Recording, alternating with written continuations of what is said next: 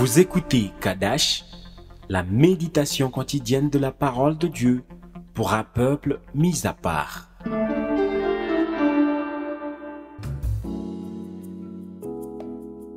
Shalom, bien-aimés en Christ. Aujourd'hui, nous allons parler de nous. D'abord, de toi et de moi. Amen. 1 Timothée chapitre 4, le verset 16 nous dit « Veille sur toi-même et sur ton enseignement.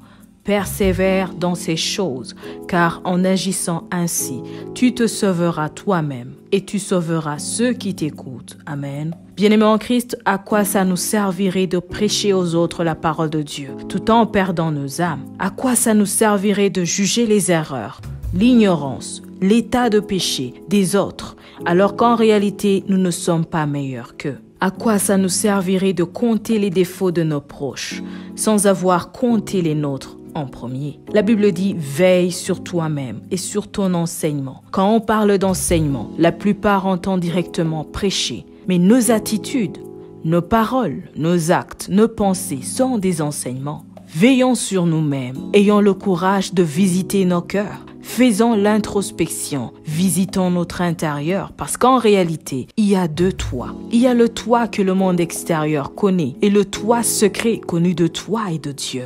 Et celui-là qui est secret est le plus délicat ou le plus dangereux. Le toit secret peut sauver ou détruire. Cherche à découvrir le toit secret avant qu'il ne vienne détruire le toit connu de l'extérieur. Veille sur toi-même et sur ce que tu penses, sur ce que tu dis et sur ce que tu fais. C'est alors que tu te sauveras toi-même et tu sauveras ceux qui t'entourent. Bien-aimé en Christ, veille sur toi-même. Médite en profondeur sur toi-même. Cherche la cause de ce que tu traverses. Regarde tes faiblesses, le type de pensée que tu as et demande à Dieu de te venir en aide pour être une meilleure personne. Souvent pour les personnes mariées, tu verras que si ce n'est pas la femme, c'est l'homme qui se dit « Notre mariage ne marche pas à cause de tel ». Au travail, on se dit « C'est à cause de ce collègue que ça ne va pas ». Et tu verras que le diable nous joue des tours en créant la haine et la méfiance, là où elle ne devrait pas être en fait. Mais lorsque tu veilles sur toi-même, tu commences par analyser ton cœur en profondeur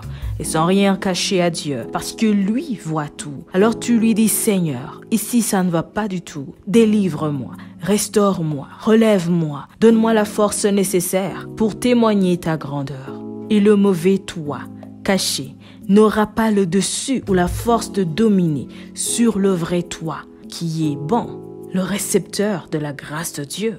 Alors ici je parle d'un caractère mauvais ou d'un péché caché à l'intérieur d'une personne. Veillons sur nous-mêmes pour que nos vies reflètent toujours la gloire de Dieu. Et ceux qui nous voient, ceux qui nous entourent, se sentiront toujours aimés et en sécurité avec nous.